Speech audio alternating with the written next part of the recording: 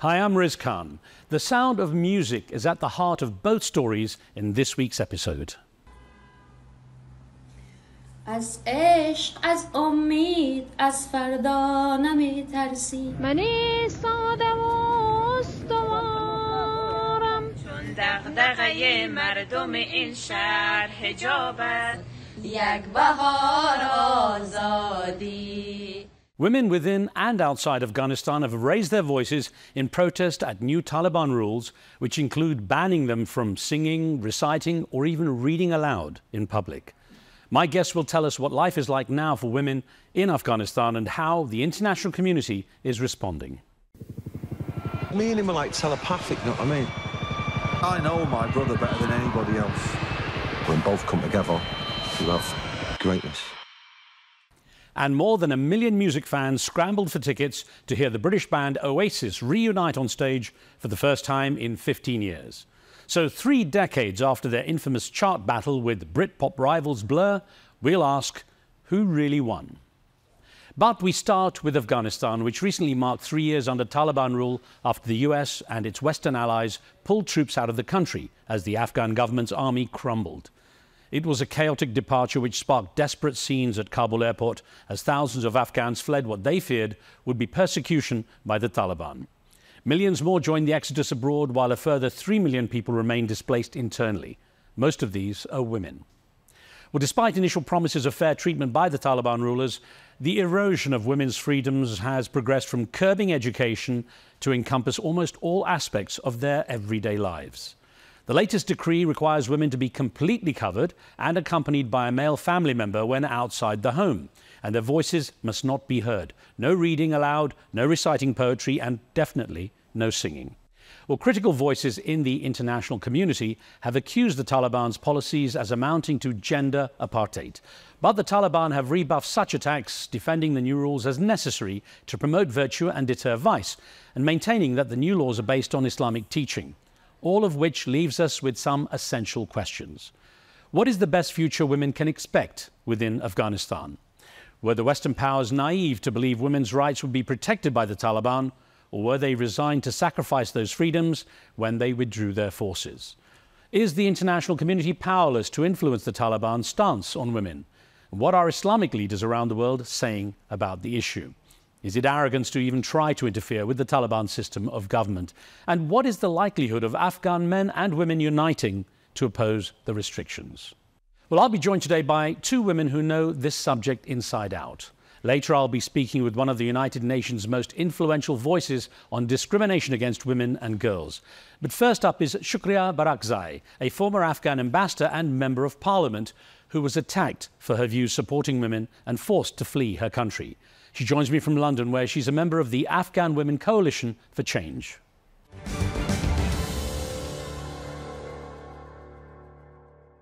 Shukriya, thank you for joining me now. In order to understand how life has changed for women in Afghanistan since the return of the Taliban 3 years ago, let's start by talking about the freedoms which existed in the 2 decades between Taliban rule. Tell me about some of those freedoms and how was life for a young woman or girl with hopes and dreams for the future at that time?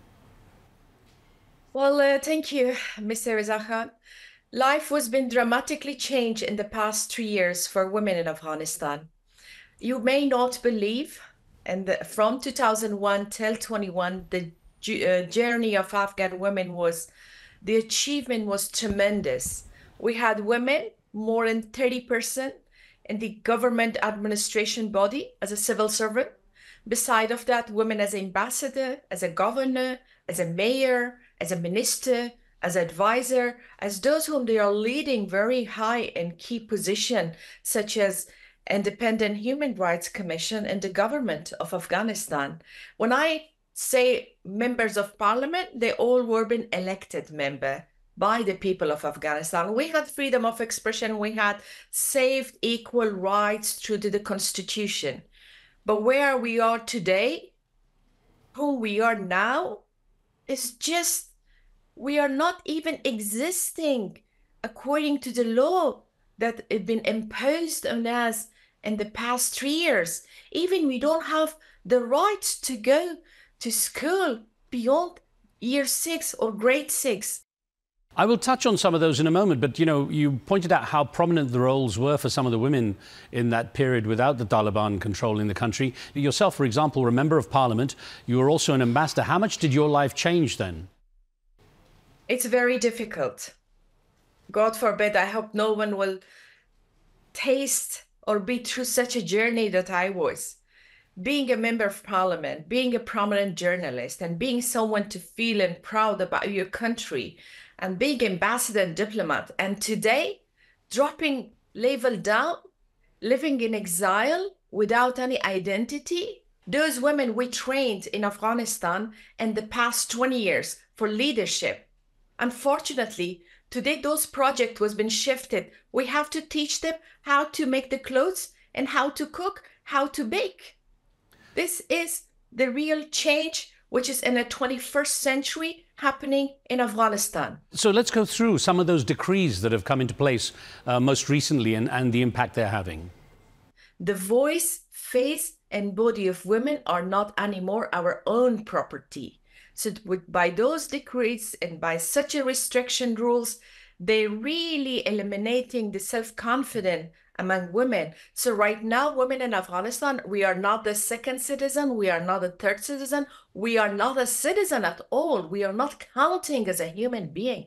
You know, when they put on you just because of your gender, just because you're women, you can't do nothing. You cannot go out of the house, you cannot go to public park, you cannot, you must cover entire your face, your body, even your voice. Can you imagine? There's any Islamic country in the earth are practicing such a things? Yeah, let me ask you then, Ms. Shukriya, so you, as you're indicating, you're not even supposed to be doing this. If you're in Afghanistan, you would be punished. What would be the punishments for such violations and how are they enforced? Well, surprisingly, those punishments needs to be chosen by individuals. It's depend from the voice of virtual soldiers whom you are facing. It could be beating you and lashing you by 100 type of lashes, whips they are putting according to their Islamic rules. In a public place, they can put you in a jail, which is, I'm sure you're aware how the situation are.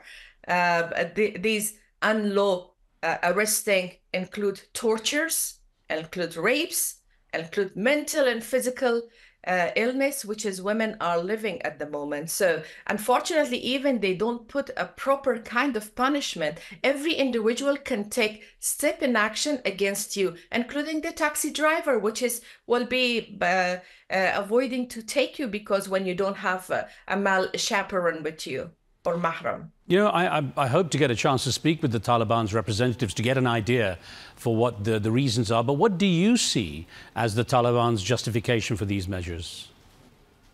There's no justification. Simply, always what they have answered, they say, this is according to rules and principle in Afghan custom, and particularly they are highlighting the Sharia law.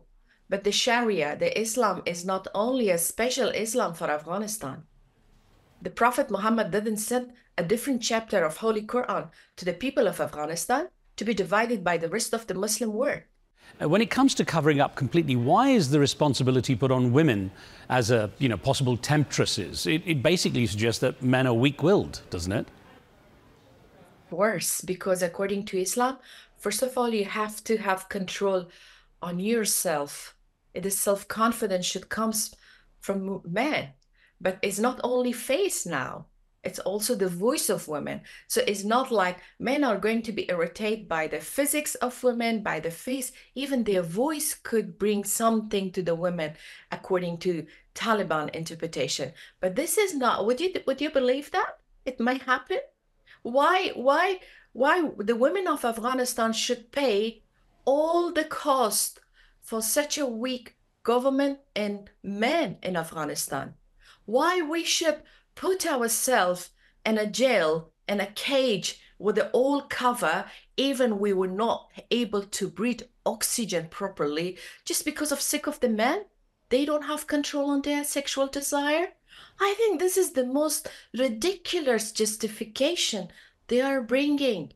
But I strongly believe they have a fear, because when women get in power, they will see a different Afghanistan. So Ms. Shukriya, let me ask you then, in general, apart from the Taliban and their own supporters, how many people support what's happening, and how much do men speak out in support of their wives, their daughters and mothers? Well, there are men activists, which is they've been putting in jail. Why? Because he was campaigning for girls' education. There are men, which is they are punishing because their female member family are standing for the rights of women to be educated, for their own rights. But at the meantime, I have to admit that the men in Afghanistan, if they are not standing with us, it doesn't mean they are accepting what is the rule of Taliban today, because in Afghanistan, men also don't have the rights. Having a bear, it's a compulsory.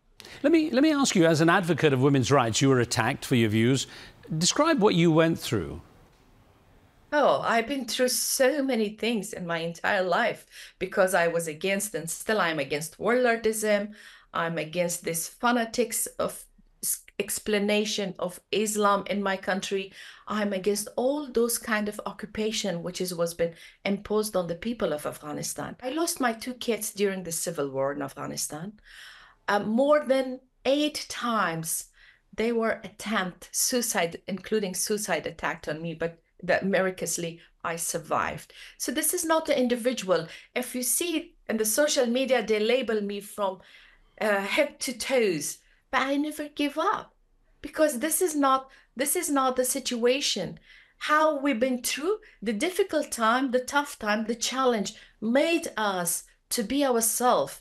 It developed, it bring me more self-confident. When first I was being lashed by the Taliban in front of hundreds of people, that was 1997. When I stood up, I become a different person.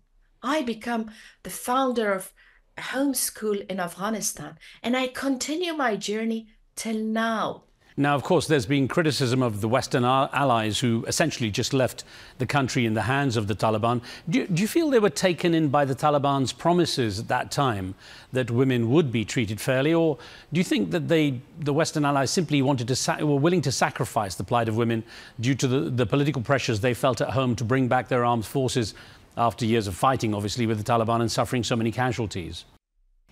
Well, allow me first to declare one thing. First, exit with dignity was possible for Western allies to leave Afghanistan.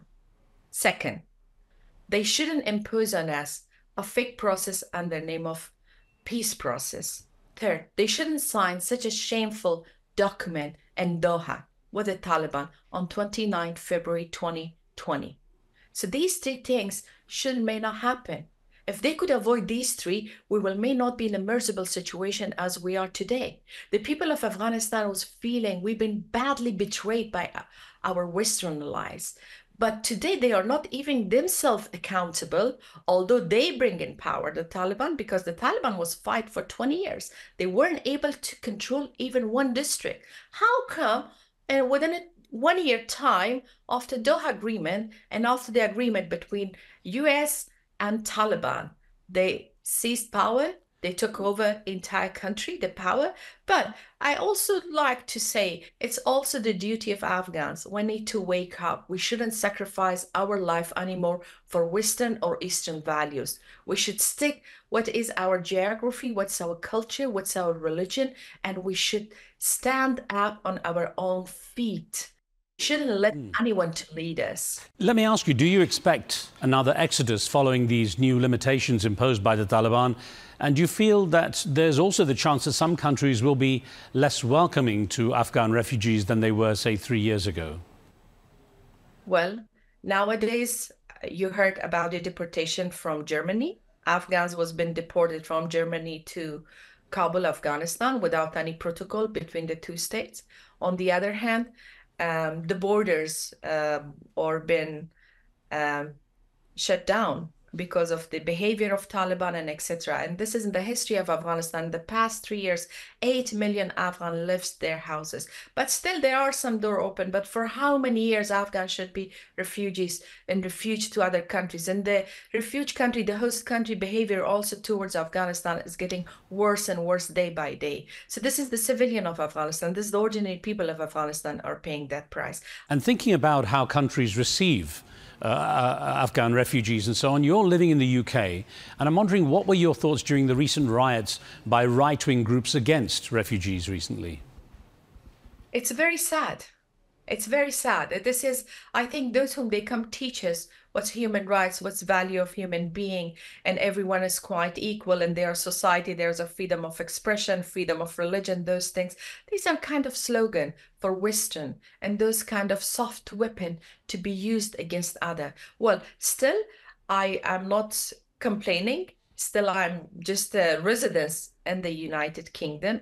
But to be honest, there is a discrimination that it's quite loudly shouting. There's a gender, there's a race, and there's religion discrimination. And that kind of right wing is not only in the United Kingdom, it's going to be occupied entire Europe. And that's a big alert. We are standing, West in particular, against those values that they imposed those ideas on top of everyone. And the today war, why we are refugee, why Syrian, Iraqis, Afghans are refugee, because of those war was being imposed by them to our country. Now, while Western leaders have been criticized for failing Afghan women, what's been the response of Islamic leaders around the world? What would you expect in terms of action from progressive Muslim countries in terms of putting pressure on the Taliban? Well, just recently, OIC, Islamic Country Organization, hosted a meeting, and they invite the foreign ministry of Taliban there. He was not officially on the picture, but he was filling the seats of Afghanistan. I haven't seen any, in the past 3 years, strong action from the Islamic countries towards Taliban. It seems to me Taliban are the type of monsters that everyone don't like to stand against or beat. They are the type of monster that everyone likes to have with them and use against another one. And this is, I believe, that unity among Muslim globally, but particularly among Islamic countries, are very essential. It's the time that we have to be united for the sake of our own religion, for just being human, for the order that Allah subhanahu wa ta'ala order us to do good and to live in peace and to respect and to live with harmony with each other. I know the Taliban's response to criticism of their policies is to basically demand respect for the way they govern their country, which they say is based on Islamic law. And there is an argument that no other country would welcome such outside interference. So don't they have a point in some ways? Is that outside interference? When they are eliminating the half of population from being a citizen, is that outside interference, which is the Islamic State of Afghanistan, which is not state, the Emirates of Taliban, don't have any kind of written definition legally whom they are without constitution, how they can introduce themselves to the world, how they like to build a relationship with other countries where they are facing the lack of simple contract between state and citizens, between themselves and entire globe. I think it's not a kind of outsider. So let me ask you then, Mr. Shukriya, in your opinion, what impact is it having on Afghanistan's economy to have women pretty much removed from the mainstream workforce? The women contribution in Afghanistan economy was tremendous. More than 45% of our economy was with the hands of Afghan women. It's such a shame to see even women where they are leading a non-governmental organization or companies, forcefully, they have to drop their name and they should put either a male or their male family member's name on top of that, as a CEO, as a director.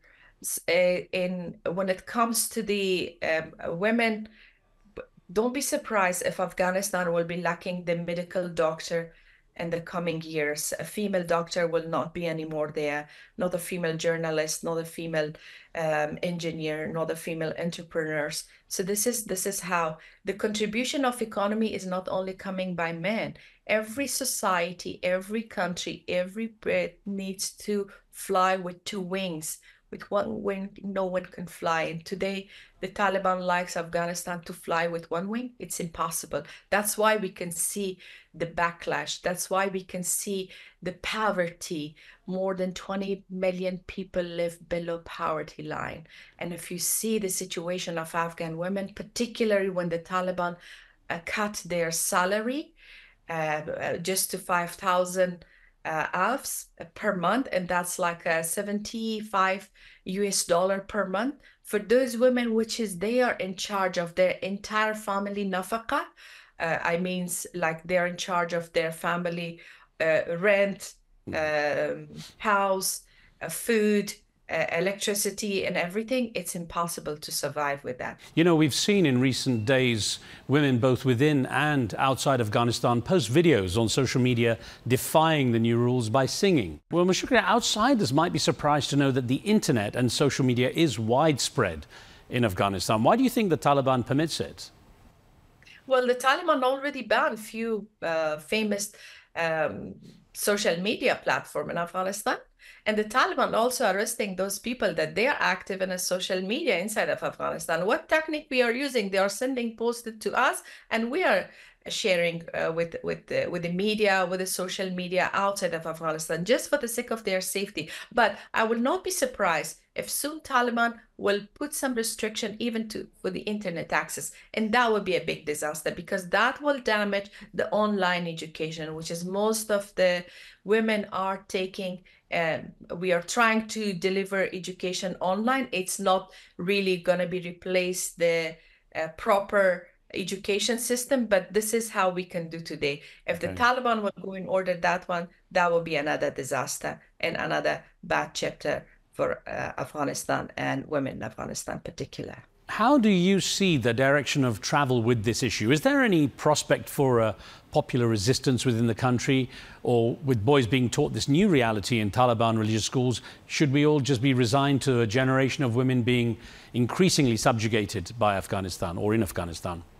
The resistance of the people of Afghanistan, you may see very soon, because that frustration will not going to be acceptable by anyone in Afghanistan. The people of Afghanistan, they believe the international community because they say Taliban changed. They are good boys. They will not do bad things have they done in the past. But when they seized power, they showed they are even worse than before. But I think now people are realizing, now the people are standing against them. Now they are losing their own commanders. Now you can see division among the Taliban leadership. One saying school needs to be open, another saying no. So these kind of things are showing somehow a type of different messages from such a totalitarian regime where they speak in one voice. But now those different voices are kind of also resistant groups shaping even inside of the Taliban. Yes, perhaps cracks in the system. Now, you've touched on it on a number of factors, but what do you say is the greatest loss to the country that's posed by the treatment of women in Afghanistan? This is a great loss. We lost Afghanistan. We lost our achievement. We lost who we were. We lost our dignity. We lost our contribution in our society with this entire world. It's not, the change of government from the republic to the Taliban for some people is just change of faces, but it was a great loss of Afghanistan. The history, the pride, the position, the hopes, the dreams for generations. So listen, Shukriya Barakzai, I do hope to have a chance to chat with you again. Thank you very much for being on the show. Thank you.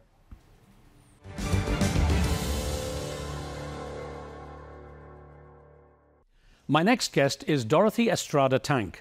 As chair of the United Nations Working Group on Discrimination Against Women and Girls, She was co-author of a UN report which depicted the Taliban's policies as gender apartheid, and she wants them to be recognized as crimes against humanity.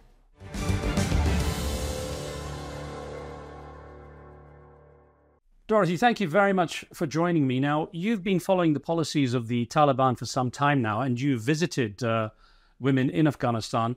Before we get to the latest rounds of restrictions that they faced, let me ask you, what shocked you most about the women's situation and their stories? It was a shocking situation, definitely. I think that's a correct way to put it. And probably the most impressive aspect for me was the resilience of the woman. So, of course, the temptation and the reality is to focus on the violations. That's an important dimension of our work as human rights special procedures, to bring to public attention the lived experiences of women and girls in Afghanistan and the way that the repressive policies of the Taliban de facto authorities have affected their everyday lives, restrictions to freedom of expression, freedom of movement, right to education, right to health, right to work, and just really blatant violations to their right to equality and non-discrimination. That being said, the fact that women are still resisting was probably the most impressive for me. Do you see this as a kind of steady continuation of the Taliban's policies in restricting women's rights, or does this seem to be a major escalation to you?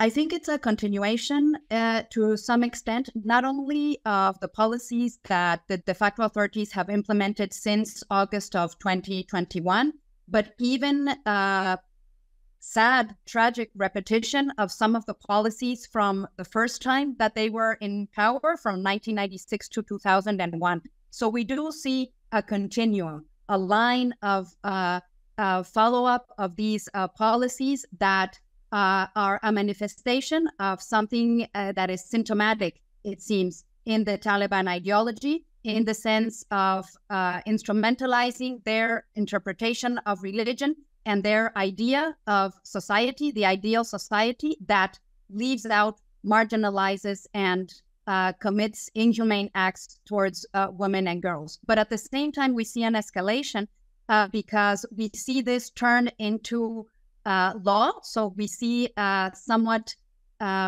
graver aspect now because it's institutionalizing these forms of discrimination and oppression to what some of us as human rights special procedures, and especially the movements of civil society of women, have termed as gender apartheid. This institutionalized, framed within law, or what purports to be a valid law, that discriminates and that institutionalizes this system of segregation. So in that sense, we think it's also an escalation.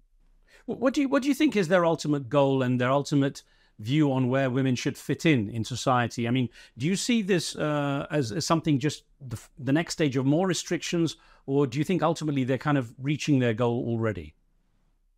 Riz, that's a very good question. I think that's what all of us are asking ourselves, because when you think that it can't become worse, it is becoming worse. So we are not really sure what is the end game, what would be the final point or the light of the end of the tunnel in their idea of the society that they would want to construct.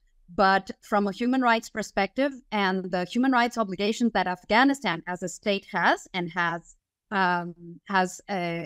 committed to be obliged by and to fulfill, we see that these are violations, and that, I mean, in any view of society, how do you expect this to be sustainable in the middle and long term when you're leaving out half of your population from education, from work, from future development? As a woman obstetrician, a gynecologist told us in a hospital in Kabul, if women are not going to university, so you are not having women that will become medical doctors, and women and girls can't be attended by male doctors, at least for certain issues of their health, how are women and girls going to survive? So this is in a way condemning them to a slow femicide and to getting ill out of preventable diseases. So it's really unclear what is it actually that they are trying to achieve with these measures. As well as the term you use, femicide, your group in its study concluded that what the Taliban is doing, their policies amount to gender apartheid, as you've mentioned. Let's look into this term a bit more deeply and what it means and why the term is so important. Mm-hmm. Yes, I mean, if we look at two major legal sources, the 1973 Convention on the Suppression of Apartheid, obviously thought of originally to combat racial apartheid in South Africa and other parts of Southern Africa. If we look at that legal source and we look at the Rome Statute of the International Criminal Court, a more recent and modern legal source that includes apartheid, racial apartheid as a crime against humanity, and we bring those sources together and look at it through the lens of human rights of women and girls and through a gender perspective, we see that if we were to substitute race for gender in those legal definitions that are focused on inhumane acts committed against a group with the objective of maintaining a certain regime in power, we see that those elements, each one of the legal elements of these legal sources, are present, in this case, not against one race, but against women and girls, and also other gender minorities, other sexual and gender minorities, but mainly directed to women and girls because of this idea of society. So we are saying, why not apply the same international reaction, the same indignation, and the same sense of injustice that the international community applied when this was done to a certain racial group or for racial motivations. In this case, the case of Afghanistan is also a manifestation of what we have called the global gender backlash. Yes, the most evident and grave case is Afghanistan, but we find others. This is not only an isolated geographic incident or only of this political group. This is also happening, obviously, to a lesser degree in other parts of the world. There's a real resistance to the rights of women and girls. All right. Well, Dorothy, I want to stick with specifically what's happening in Afghanistan now, because, of course, the world's eyes have turned onto what the Taliban is doing. And I wonder, when you use terms like femicide or gender apartheid, whether the Taliban even care about such labels. I mean, their perspective, as they've stated it, is that this is essentially interference by outside governments and that it's something that wouldn't be tolerated by Western governments if other people, were trying to tell them what to do. I mean, do they have a point? I think the idea of constructing nationally on the basis of national sovereignty, a country's own identity, policies, and law, if said like that in a general manner, is obviously a legitimate and a valid objective of any country. But what we have to be very clear about is that the human rights of women and girls are not a Western liberal agenda. They're part of the universal system of human rights that has been constructed, among others, by Afghan movements and civil society requests themselves. So this is not an imposition from the outside. This stems from obligations of Afghanistan itself, but also from what the Afghan women are they themselves fighting for. They identify with their human rights of education, of work, as one young woman, 19-year-old woman told us, I want to study. 2 years ago, I was studying high school. I wanted to go to university. My dream is to go to university. Please, I will go with my brother. I will do anything that is necessary. I will wear proper hijab, but I want to study. I want to have an education. And we are condemning girls and women to be at home with no hope and no foreseeable change in the future. So under any sense of justice, of equality, of human dignity, regardless of religious or cultural perspectives, there is a common denominator of what we are fighting for here.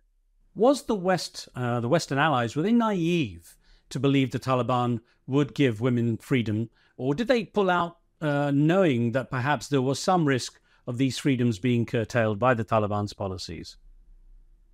That's a difficult question that probably would be best suited for those actors themselves. If they actually had elements to foresee that this could happen, one could say we had seen the Taliban from 96 to 2001. So there were those elements that were present.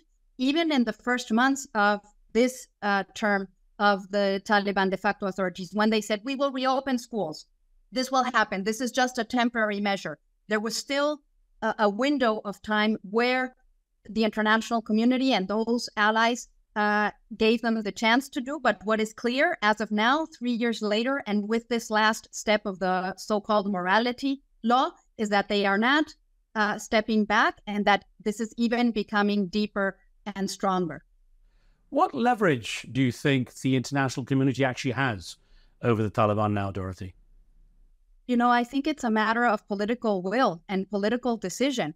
It was done before to end apartheid. It was a long struggle, but there came a point when the General Assembly, when the international community, when several states stood up to this and placed a limit. So this is also a test now to the multilateral system, to the international community. How far are countries willing to go, or to accept, or to turn a blind eye to this?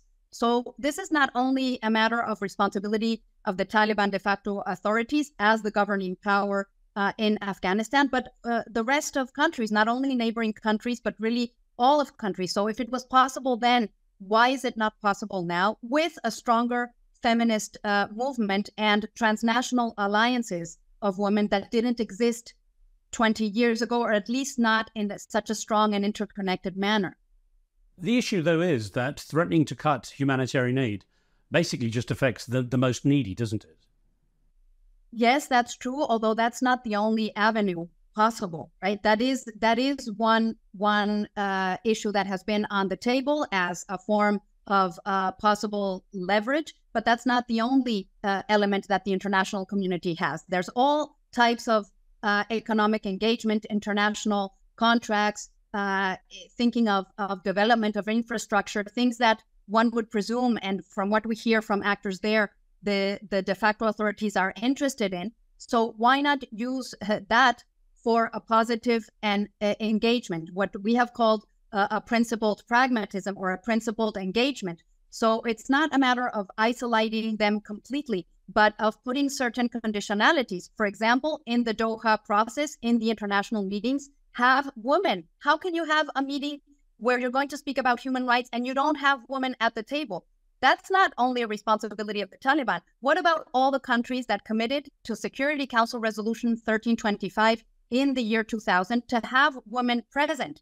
So this is unacceptable that we don't have women sitting at the table. So there's many things you could do, and that would change the dynamics of the conversation. So these are two elements, for instance, these economic engagements and the political actors that are intervening in the discussions of the future of Afghanistan with the Afghan people and the Afghan women. Those are two elements that we don't see there, and that the international community could do and place certain time limited milestones with a certain calendar, reopening schools, allowing for work.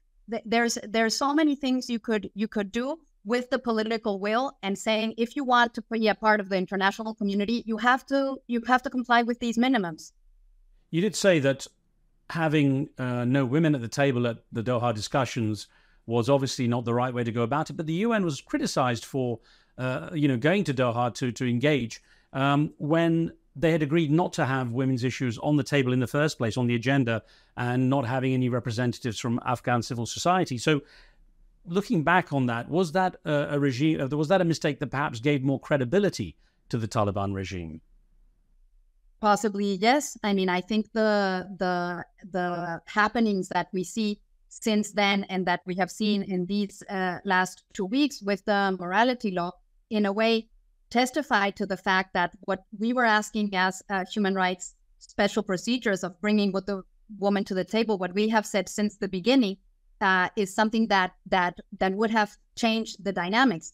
And what has the international community got in exchange for not having them at the table? Has there been any step back in those regressive policies? Has there been any lightening of these harsh measures against women and girls? No, not only that, but we see what you mentioned at the beginning, the escalation. So it's not that we're getting anything in return, in a way. And so it's a measure that, even from a political standpoint, is clearly ineffective. So our role as human rights special procedures is to signal, as independent experts, we stand for the UN values, for UN human rights instruments, but in our mandate is also the ability to be critical or to challenge those decisions from the political bodies of the UN itself. Now, the Taliban's argument is that they're imposing Islamic law. And the women activists from Afghanistan with whom I've spoken have always said, well, look, this is just their interpretation of the Islamic law, and that other Muslim countries don't impose it the same way, and they have totally different rights and open, lifestyles in other Islamic countries. How much do you get to engage with Islamic leaders in trying to put pressure on the Taliban? Because perhaps with that commonality of religion, there is a little bit more leverage. Mm-hmm.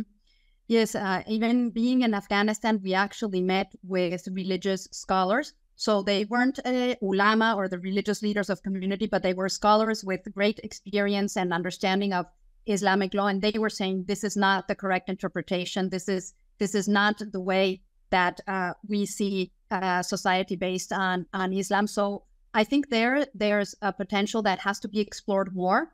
Not necessarily or not only by UN human rights special procedures, but a general recommendation is to engage community leaders, including religious leaders, in the understanding of how a society could look like. What would the picture look like with a different interpretation of Islam? And there we have also experiences from feminism. You have civil society organizations of feminists and leaders and women themselves who subscribe to Islamic law, who are Muslim women, who are fighting for a different understanding that they say is an interpretation that is more holistic, that is more complete, that is really based on the true values that Islam stands for.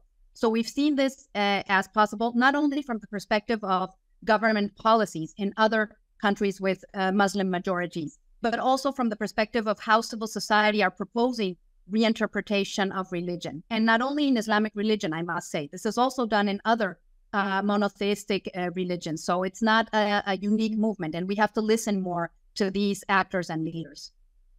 And yet the Taliban recently described the UN as an opponent. And does that mean that the UN's relationship with the Taliban has essentially broken down? And if that's the case, what's your best strategy now then to help the women of Afghanistan? On the one hand, to keep engaging with the women themselves. We know that many of them are in exile, and unfortunately it's hard, but not impossible, to keep up the relationship with the women in Afghanistan. But so the first point is to keep engaging with the women and what they want and with what they are asking for, listening to the women, placing them front and center. They have a clear idea of what measures should be taken, and they strategize together and to keep those channels of communication open. So that's in the first place. And in the second place, I think the neighboring countries and international community in general also has a role to play in placing pressure, positive pressure in a way, to engage in a different manner with the Taliban and to make clear what the minimum requirements are for being part of the international community, which is something that they want, one would think, right? If not, they wouldn't be bothered in a way by certain terms such as apartheid or femicide, because they affirm that this is not what is really happening. So there is an attempt to try to dress this with certain legitimacy, right, and to place it in a legal form. So it's a matter of keeping the dialogue open, but with the woman at the center. Dorothy, how inspired have you been by videos posted on social media of Afghan women singing in defiance of these new rules? Very. I mean, I think what women in Afghanistan are doing inspires us all. I think it's a source of admiration, of courage, an example to us all. And really, in our work as UN Working Group on Discrimination Against Women and Girls, we see these testimonies of bravery, of dedication, of responsibility with future generations, because some of these women may know or have the intuition that they are not going to see the changes themselves, but they hope for a better Afghanistan and in general, a better world for other women and girls. So when they are not giving up hope, we can't do it either. You know, it's interesting that the Taliban's laws also apply to men, and men are, for example, now required to have beards. And I wonder what that does to the prospect of a sense of unity, of men coming together to be able to support their mothers, daughters, wives within Afghanistan, to create some kind of resistance from within. That's a very interesting question, and one would hope that there's some fertile ground there to work with as well. Probably one of the aspects that the women themselves has told us that could have been worked on more in the previous 20 years to 2021 is actually constructing new masculinities, which is a challenge in many parts of the world, non-toxic masculinities, the idea and the focus on equality as an issue that is important for the whole of society, not only for women and girls.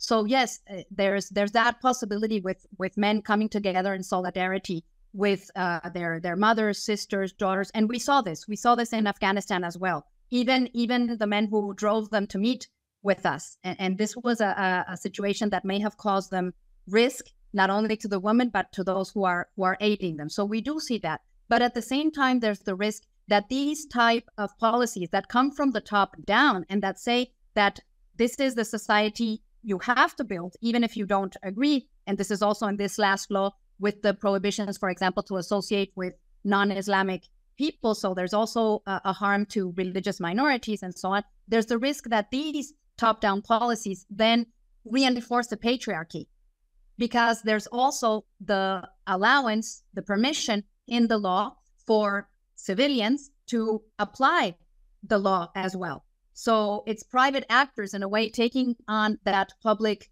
policy to apply these discriminatory measures against women and girls. So the risk is that possibility that we focus on in the first hand then becomes diluted with the fact that men themselves may be afraid, and they may be reinforced in already patriarchal structures and modes of behavior and patterns, that then now they feel empowered with this regime.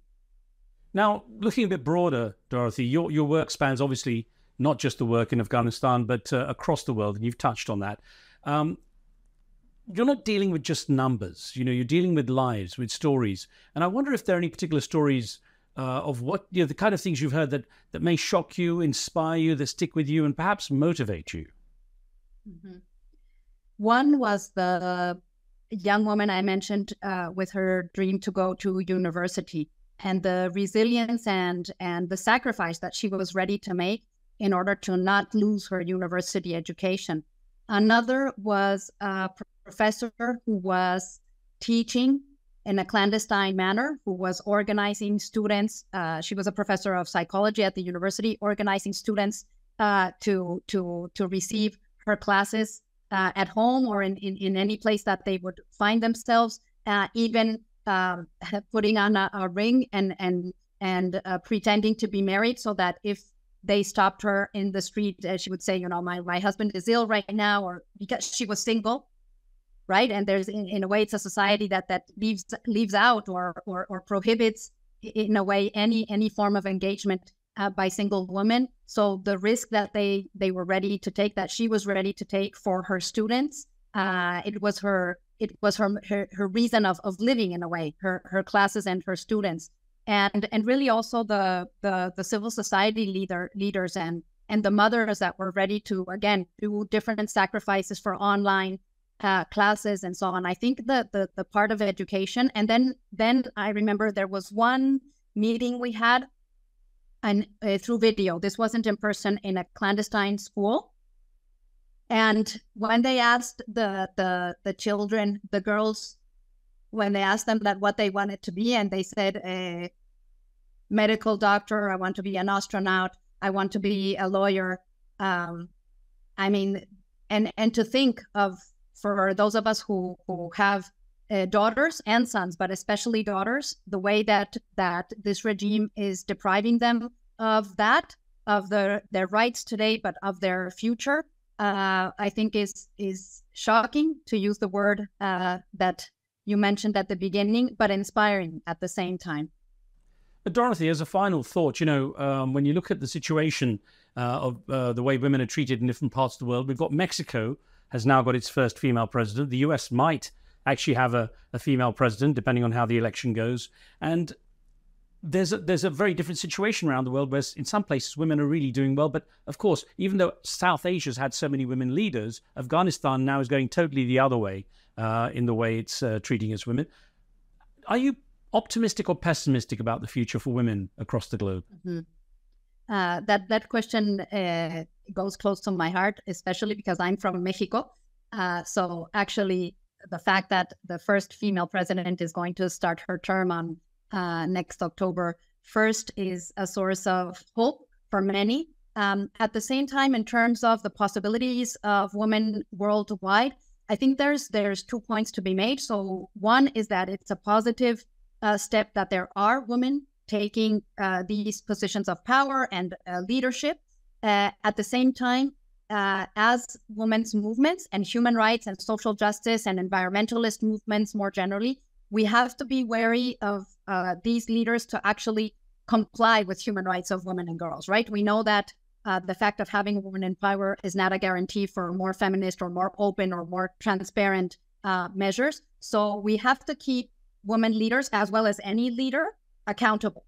And we have tools to do that. And we have legal tools that we didn't have 20 years ago. So we have, I had mentioned the Rome Statute of the ICC. We have the whole plethora of human rights instruments, and we have the values that are behind that. I mean, these instruments weren't built by themselves. There's a whole range of civil society movements and also committed governments that have constructed these instruments. So in looking at the future of women, I think we have to keep on pushing for women in position of powers, not only political power, but also economic power. But we have to look at the policies and the measures as well. What are we doing for social justice, tax justice, the gap between the rich and the poor that we also know has a gendered face that affects women and girls in poverty, in particular in disproportionate ways. The environment and the whole fight of climate change, women leaders that are young, and we have to privilege them and their voices. So I think we have to keep an eye on both things, right? Pushing for the leadership and pushing for the feminist measures. Well, Dorothy Estrada Tang, thanks so much for joining us on the show. Thank you so much, Riz.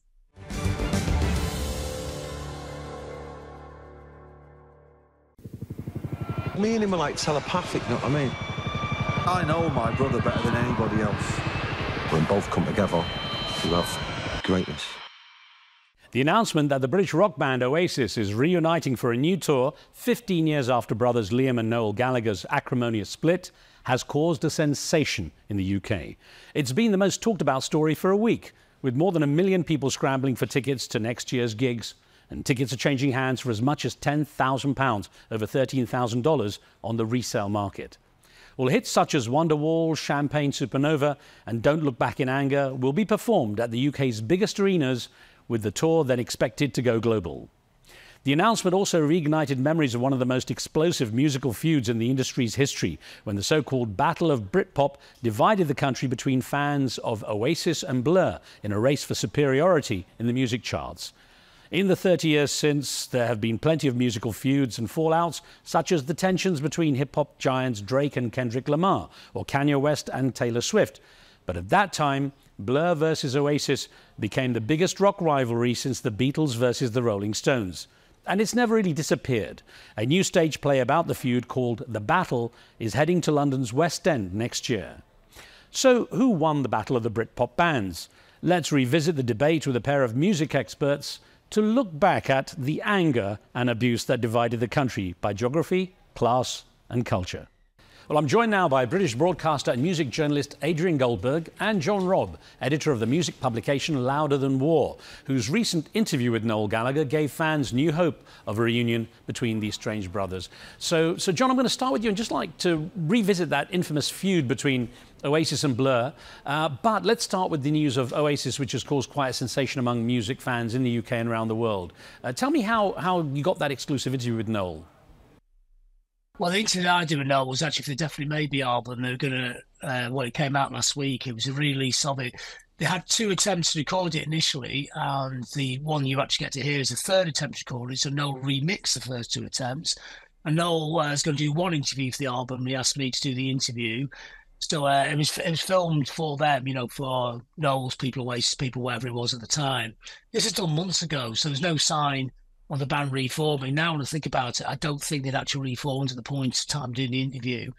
And what I was saying before the interview, you know, obviously they wanted me to talk about the album in the interview, but I didn't really want the Noel v Liam thing, because kind of knowing them over the years, I know that there is an intense rivalry. They haven't spoken genuinely in 15 years. But I think if that's the only story that becomes out of the whole Oasis thing, you're kind of missing out on a lot of other stuff. And I said, wouldn't it be nice if you actually talked about the positive side of it? And he did. He was very nice about Liam. So when the interview got shown a week ago, which now seems like a year ago, people go, oh, God, this is a very different Noel. He's bigging up Liam. And he's bigging up the band. Is there something going on? And 48 hours later, something did go on. So your chat may have had some sway in the whole thing. Yeah, I like to think that. Yeah, it's me personally reformed the band. I mean, I think Noel's a very smart operator, so I think he would have known the right time to do this. You know, I think he picked exactly the right time to do this, didn't he? I mean, it's weird now we're in a position where the band actually seems bigger than they were in 1996. The amount of tickets they're selling for these live shows or whatever cost they are for tickets is higher than when they did the Nebworths 30 years ago, which seems crazy. Well, let me bring in Adrian. And Adrian, why is this such a big deal for music fans in the UK and around the world? I think you've got the phenomenon of nostalgia, people who remember Oasis from the first time round in the 90s. And of course, because the band split up, those people haven't had the opportunity to see the band for many, many years. But also, I think the band's musical influence has filtered down to their children. And I know that Oasis memes are massive on TikTok at the moment. Somebody getting a Liam Gallagher haircut on TikTok, a British model, has had 2.4 million views. On Instagram, searches for Oasis style. And this is even before the reunion were quite a thing. So I think you've got the combination of nostalgia from parents who want to relive their youth, but also their children who got into the music. You know, clearly there's an enduring quality about the music of Oasis that their kids have bought into, and a very particular British fashion style as well. Well, Adrian, there's also the fact that the parents would know about the feud between two of the most successful British bands in the 90s. There was, of course, that rivalry between Oasis and Blur. So how has that kind of come into the mix, Adrian? Truthfully, these days, that's really gone. I think it was very much of its moment in the mid-90s, very much beloved of the tabloids. You know, who doesn't love a band war? They were probably harking back to a time when John and I were scarcely born, to a Beatles versus Stones feud. So I think the people who ran the tabloids understood that there might be mileage, and clearly there was some degree of animosity between the bands. But ultimately now, I think all these years on, I think, truthfully, both bands stand in their own right. Both were significant bands of the 90s, and both still have a vital musical influence today. So I don't think, truthfully, that feud is selling tickets in 2024. Well, I was going to ask John then, how, you know them, you've been close to these guys. How is the difference between the two bands, or how did that difference fuel the rivalry, and how did the fans embrace it at that time? I think it's quite interesting because I think something outside the UK would be quite difficult to understand, but it was all about class, geographies, north, east, south, working class versus perceived middle class. Oasis kind of initially thought Blur were trying to jump on their bandwagon, and Blur probably thought Oasis trying to jump on their bandwagon. I mean, Noel Gallagher, when I interviewed him about 20 years ago, he said that the music media and the music business had the stage set for Britpop, and Blur were going to be the main band in it. Then we turned up and they never forgave us. And I think even that part actually still gets played out to this day, because I think you see a lot of people in the UK music media not that comfortable with Oasis even like 30 years later. But I think it was Blur's manager. He was a brilliant operator who actually worked in the same newspaper as me and Adrian did at the time, who actually sort of created the initial Blur v Oasis thing, but then he just ran away because, like Adrian was saying, it's a great story. Everyone likes a band rivalry, you know, Beatles, Stones, Clash, Pistols, you know, T-Rex, Bowie. Some are more serious than others, but it creates all these little sort of debates around it. You know, which side are you on? Are you? And it's all kind of showbiz in a way as well, and it's like a showbiz idea of the class system in the UK, and which still goes on, and I think all our culture is riven with those kind of divisions and those kind of ideas. But John, you know, knowing your friendship with the Gallaghers, is it fair to say that Blur were a little more magnanimous while the Gallagher brothers were merciless in their put-downs that ranged from like hilarious, typically British one-liners to actually some quite shocking comments? Yeah, I mean, some of the stuff said wasn't that great, was it? But I think both sides. I don't think there was much evidence of anybody being that magnanimous at the peak of it. I think they're both pressing each other's buttons. I think obviously there was a fun side to it. It's great getting the tabloid headlines, but I think there's a serious side to it as well. But after a few years, it like Adrian was saying, it stopped. Noel's made records with Damon, and there's a mutual respect between most of them nowadays, isn't there? And Adrian, John was saying about how everyone loves a bit of rivalry between various stars and bands and so on. How much do you believe the rivalry was genuine? How much was actually blown up to the benefit of both bands? Well, I think at the time it was genuine. As you say, there were some quite bitter comments going to and fro. And as John suggests, it started off maybe as one of those little bits of hype that the music papers, of which John and I were part, were happy to seize on. But then it became a whole tabloid rivalry, and every comment was seized on, every comment was blown up. So I think there was a real thing behind it.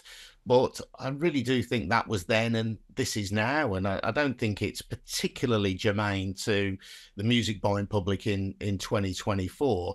And you also have to look, if you're thinking about Oasis, this is a band who went worldwide. They had 3 platinum selling albums in the United States. They had MTV Europe Awards. I think they won 4 MTV Europe Awards. So this was something that played out in the UK press, but I don't think Oasis would have had that global success. I think they would have had that in any event. I don't think they would have had it if they didn't have great songs that were able to endure. I just kind of think that moment's gone, All right. Well, I was going to say, though, just for those who weren't born at that time, John, perhaps things came to a head during the race for #1 in 1995 to get that top single. Tell me about that and the effect it had on the country at the time.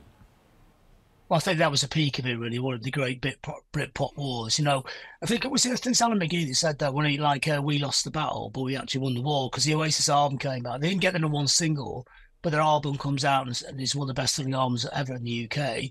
I think it's in the end, if you look at the Beatles Stones thing, I always think this about that. The Stones were the biggest band in the 60s, but the Beatles the biggest phenomenon in the 60s. You can only get to a certain level as a band. You're not going to get any bigger. But some bands go beyond that into the stratosphere. And I think in the UK especially, that's what Oasis did. They became a band that everybody had an opinion on, and Blur were just a really big band. And that was kind of the result of what came out of the Britpop wars. Yeah, you described what happened there, but let me ask you, John, starting with you and maybe get Adrian's perspective afterwards. Numbers apart, I mean, maybe an unfair question, but who do you think made the better music and which has stood the test of time? I think they're both really good. I think they both do really different functions. I mean, Blur fantastically inventive, but then of course Damon Albarn is a brilliant magpie as well. I don't think anybody's, people always have this idea that Oasis, everything they stole was off the Beatles, but knowing Noel Gallagher, well, I know he likes a lot of music way beyond the Beatles. He doesn't just have the Beatles red and blue records, he's really into post-punk, he's really into obscure underground bands. There's a lot of stuff in that melting pot. There's a few nicks in there, but every band nicks spits the stuff off other people anyway. And so I think there was with Blur, there was a kind of an artful inventiveness to their music, but it takes an equal amount of skill to write a song that 80,000 people in the field can completely connect with. And it's those kind of everyman songs are difficult to write. Otherwise, there'd be hundreds and hundreds of bands doing them. I think there's equal but very different talents at play here. Well, Adrian, what's your take on that, and which has stood the Well, no, listen, I'm sad to agree with John, really. I think if you, from a kind of the traditional music critic's point of view, I think Blur are probably seen as the more artistic band, seen as the more creative. I think Damon Albarn is the individual of all of the people involved in this particular discussion who has kind of continued to push at boundaries musically.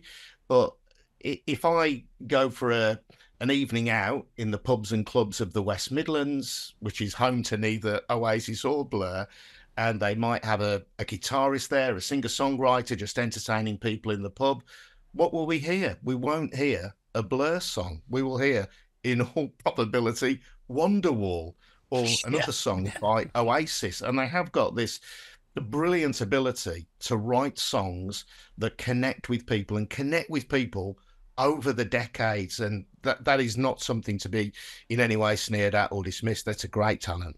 Well, John, you'd indicated that Noel and Blur's Damon Albarn have long since buried the hatchet, and they've even collaborated musically. Now, is it possibly the bigger feud was between the Gallagher brothers in Oasis, Liam and Noel, or do you think that their relationship has been truly repaired?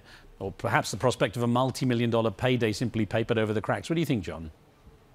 Well, I think there's probably both factors at play, but I think the thing is, if it's your brother and you fall out there, you're still joined together somehow, aren't you? So at some point you're going to have to like sort this situation out. I think, there's a genuine emotional thing there. You want to sort it out, don't you? So maybe that's what happened. Maybe they haven't. Maybe, what? There's always this mistake that bands make, especially younger bands. It's your gang against the world. But when you're an older band, maybe you don't get on. But when you're on stage, it's so magical. It sounds so brilliant. There's a certain chemistry that you could put up not getting on those people. I mean, the Rolling Stones worked out a way of operating despite 10 years and not that Jagger and Rich not getting on. In the end, they have got on, haven't they? They've actually worked. It's got to the other side of that situation. So all that's in there. I think, of course, the money is a prime factor or a big factor in reforming, but there's still a thing that when you're on stage or in a rehearsal room and you're both there together, there's something truly magical happens. That chemistry that people talk about. I think it's worth putting up with all the other stuff to get to that situation. Well, with the world we live in today, streaming has created a totally different environment for bands. And here's one for both of you, maybe starting with you, Adrian. Today on Spotify, Blur has 11 million monthly listeners, and their most popular song, Song 2, is closing in on 1 billion streams, while Oasis has more than 28 million monthly listeners, and their song Wonderwall has racked up an incredible 2 billion streams. So with both bands back on stage performing again, do you expect that new generation will discover them and they'll continue performing, even though it was the parents' music for these youngsters and they know nothing about the past feuds, perhaps? Yeah, I think so. I think one of the great things about streaming services and video services like YouTube is that although sadly artists perhaps don't get their fair reward from them, the upside is that young people can access music from previous generations in a way that John and I would have found really difficult when we were young music critics starting out. So my kids can, at the push of a button, listen to Oasis and listen to Blur and listen to a whole range of other bands. I was at a concert last night watching a fantastic Scottish band called Bell and Sebastian, who've been knocking around for 27 years. But my kids, who are considerably younger than me, of course, were into them. And I think this kind of division and this tribalism around music, I wouldn't say it's disappeared altogether, but I think it is a very different music culture now, where you can just say to somebody, have a listen to that. And whether it was recorded in 1960, 70, 80, 90, or last week,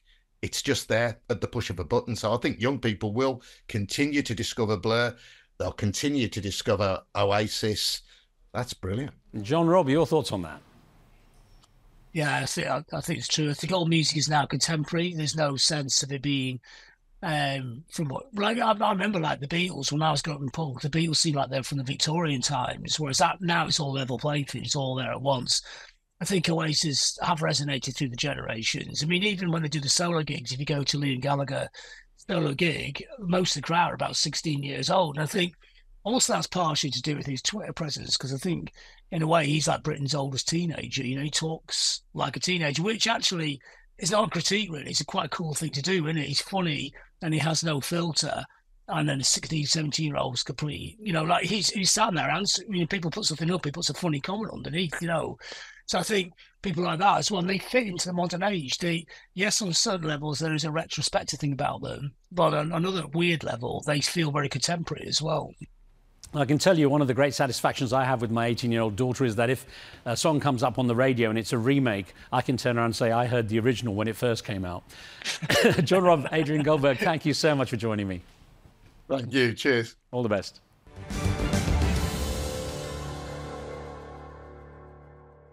I'll leave you with one final thought. I recently featured on this show an American political scientist, Professor Alan Lichtman, who has a unique and very successful system using 13 keys to predict the outcome of the US presidential races. Well, this week he's revealing his latest prediction, which will consider whether he believes America's first female vice president, Kamala Harris, will become its first woman president. It comes at a time when the public sound of women's voices in Afghanistan may be consigned to history. There's an ancient British saying used to reprimand boisterous youngsters that children should be seen but not heard. In Afghanistan today, it seems the absence of women's voices and faces would deny them even that freedom. I'm Riz Khan. From me and the team, thanks for watching. We'll see you soon.